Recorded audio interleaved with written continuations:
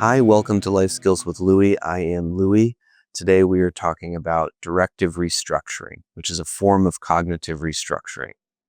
If you haven't watched the introduction to cognitive restructuring, I encourage you to do so.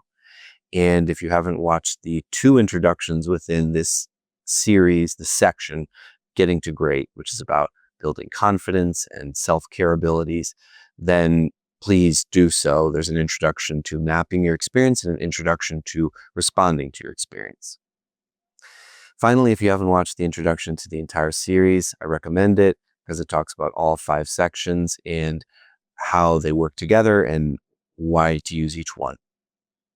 So to dive into what I call directive restructuring, there is a place many times for setting a clear direction or giving a clear directive to your experience.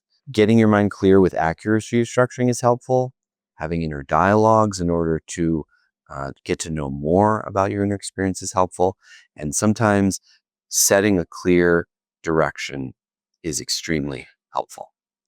And what this is good for is if you need to focus your mind and keep it from wandering too much. It's especially helpful if you're feeling somewhat scattered to use this to bring it back into focus and stay clear for a period of time.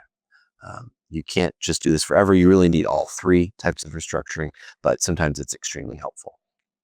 So I have organized this into 4 types of directive restructuring. First type, mantras. So mantra, as far as I've heard it, at least the way I think about it, stands for one thing it can stand for is mind protection. So to have a mantra is to be saying something that keeps your focus on a certain organized experience that is helpful to you. And really, you could use any words that are helpful. I'll give a little example of myself.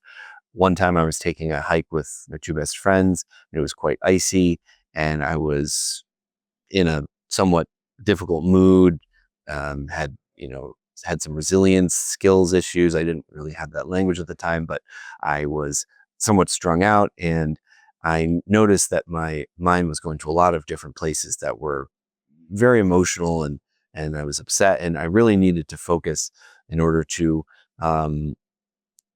hike well and not injure myself. And so I started to chant in my mind, safe, fun, success. And I had a sort of a cadence to it. And it kept my mind focused on that's what I was attempting to do with this hike. And I did get through the hike well. And it was a protection for my mind instead of getting lost in strong emotion or distorted thinking. I used that for a period of time to keep myself and my mind safe and protected. So mantras can be really helpful, and it can be any phrase that has meaning to you, and it probably should be somewhat simple so that you can hold on to it easily. Validation. Validations of yourself are critical, and we do not get enough of them. In the Learning to Love section, there is a lot of extra detail on validation, but in general, it's saying something nice and affirming to yourself. And you can say with it, like that's for me, I am Louie, or my name is Louie and blank. And I'm a good person, and I care about other people, and I'm safe. Some kind of a comment that you really need to hear, and you say it to yourself.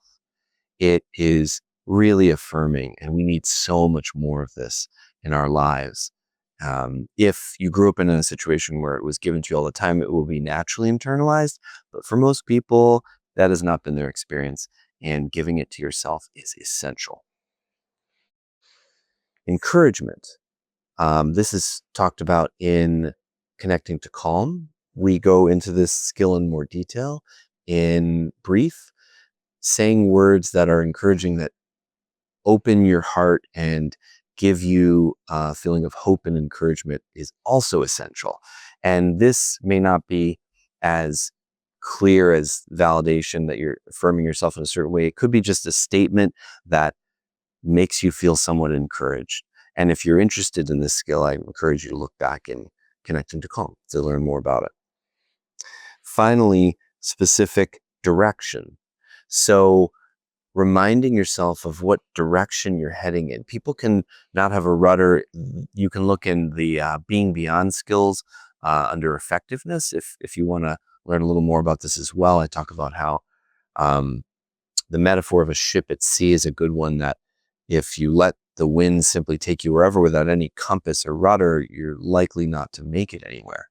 And so having a direction and a directive you give yourself can be really helpful. So let's say you're planning to start a business. And so you keep reminding yourself some kind of a phrase like thriving business, happy customers. And when you say that, you see in your mind that reality coming into being.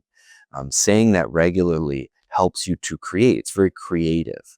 Um, there can be a back and forth with this too. If you say a certain direction, which I learned more about this through Co-Counseling International, which is an organization you can look up online based in sort of the Northeast mostly, but is all over the world. And they talk about saying things like, what is your direction?